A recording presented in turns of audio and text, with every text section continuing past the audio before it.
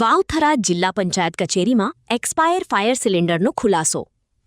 સુરક્ષા વ્યવસ્થામાં બેદરકારી કે મોટી દુર્ઘટનાની રાહ? વાવથરા જિલ્લા પંચાયત કચેરીમાં સુરક્ષા વ્યવસ્થાને લઈને ગંભીર બેદરકારી સામે આવી છે. જિલ્લા વિકાસ અધિકારી ડીડીઓની ઓફિસની સામે લગાવવામાં આવેલા ફાયર સિલિન્ડરની એક્સપાયરી તારીખ પૂર્ણ થઈ ગઈ હોવા છતાં તે યથાવત હાલતમાં જોવા મળતા અનેક સવાલો ઊભા થયા છે. સરકારી કચેરીમાં દરરોજ મોટી સંખ્યામાં અરજદારો, કર્મચારીઓ અને આગેવાનોની અવરજવર રહેતી હોય છે. ત્યારે આગ જેવી કોઈ આકસ્મિક ઘટના સર્જાય અને ફાયર સિલિન્ડર કામ ન કરે તો તેની જવાબદારી કોણ લેશે તેવો સવાલ લોકોમાં ચર્ચાનો વિષય બન્યો છે.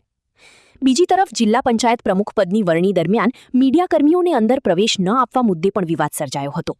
સ્થળ પર હાજર પોલીસ દ્વારા મીડિયા પ્રતિનિધિઓને દૂર રહેવા સૂચના આપવામાં આવી હતી, જેના કારણે મીડિયાકર્મીઓમાં રોષ ફાટી નીકળ્યો હતો. મીડિયાકર્મીઓએ પ્રશ્ન ઉઠાવ્યો કે જો સમગ્ર પ્રક્રિયા પારદર્શક હોય તો મીડિયાને કેમ અટકાવવામાં આવ્યું? શું ત્યાં કોઈ એવી કાર્યવાહી થવાની હતી જેને જાહેર ન કરવી હોય? આવા સવાલો વચ્ચે નાયબ ડીડીઓ અને મીડિયાકર્મીઓ વચ્ચે ઉગ્ર રકઝક પણ સર્જાઈ હતી. જિલ્લા પંચાયત જેવી મહત્વપૂર્ણ કચેરીમાં એક તરફ સુરક્ષા સાધનો એક્સપાયર હાલતમાં જોવા મળે અને બીજી તરફ મીડિયાને દૂર રાખવાનો પ્રયાસ થાય ત્યારે સમગ્ર મામલે પારદર્શકતા અને જવાબદારી સામે ગંભીર પ્રશ્નચિહ્નો ઊભા થયા છે.